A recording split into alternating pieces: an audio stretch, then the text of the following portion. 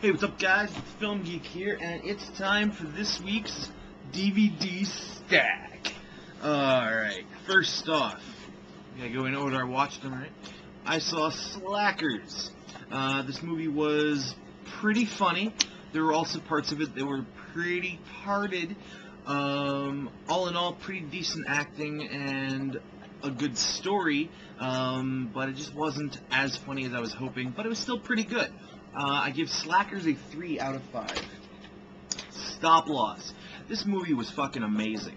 The acting in this movie was just great. The story was something that definitely hits home for a lot of... It doesn't hit home for me. I don't really have anything to do with military or know anyone, like, close that is. But for a lot of people, I'm sure that this does hit home for many of them. And it's definitely... Stop Loss is definitely, like, a big problem facing our troops face. This was a very, very powerful piece, a lot of great moments. I give Stop Loss a 4 out of 5. Pathology. This movie was very interesting. It was sexy, it was funny, it was intense, and it had a pretty cool ending. I give Pathology a 3.5 out of 5. Wasn't really expecting to like it all that much. Newsies. This movie is classic. I don't know why Disney threw it in the vault never to be seen again for so many years, because it's just fantastic. There's good acting. There's no real great acting in this, but we expect almost everyone that was in this was like a teenager at the time. There's some really cool music, really cool dancing, very cool story, and it's based on actual events, so there's another plus as well. Yeah, this movie was pretty dang cool. Give Newsies a 4.5 out of 5. Wes Craven's They. This movie was so-so. It's a horror movie, so I was expecting to at least be entertained to the point of being on the edge of my seat. That never really happened. This movie was pretty darn boring, actually, with subpar acting, subpar story. And like I said, there was basically no scares in this entire movie. The creatures looked kind of cool, but they weren't really seen all that often, and the ending was absolutely terrible.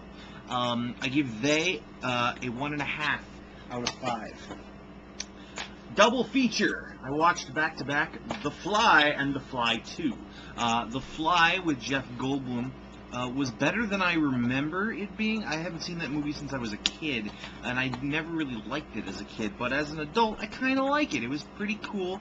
Some of the special effects were a little on the cheesy side, like when he goes full fly at the end, but most of the special effects were pretty cool, and it was a good story, and of course, good acting because it's Jeff Goldblum. I give The Fly a 3 out of 5.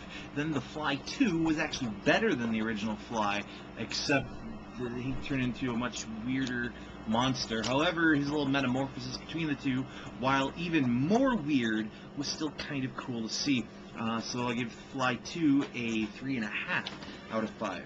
Monsters vs. Aliens. I watched this when it was in theaters, and I did a review on it. I don't think it was as good on DVD. And it's not the 3D, because there wasn't really a whole lot of 3D in this when I saw it in theaters. But it just seemed to be lacking on the small screen.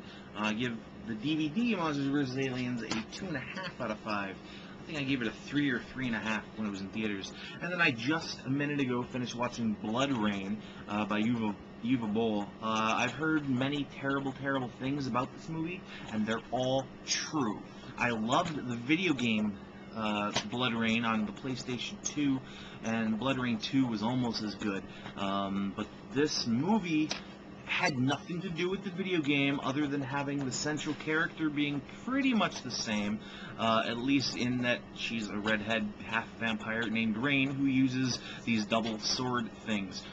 Other than that, nothing was the same. They made a bajillion changes from the game to the movie, and none of them were for the better. I give Bloodrayne a 1 out of 5, and on top of the terrible changes and everything, it was terrible dialogue when there was very little dialogue. It was probably maybe a 20-page script that they spread out into an hour and 40 minutes.